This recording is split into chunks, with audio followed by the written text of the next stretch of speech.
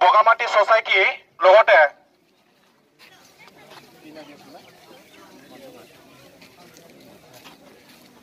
আমাৰ গড়েশ্বৰ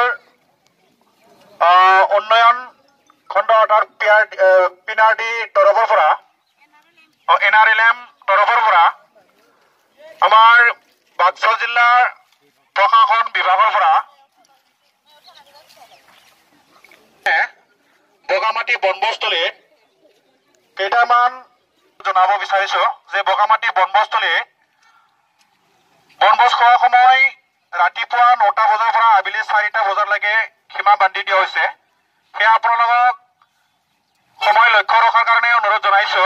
লগতে বনভোজকাৰীত কোনো ধৰণৰ আপোনালোকে য'তে ত'তে নেপেলাব, প্লাষ্টিক ব্যৱহাৰ কৰাৰ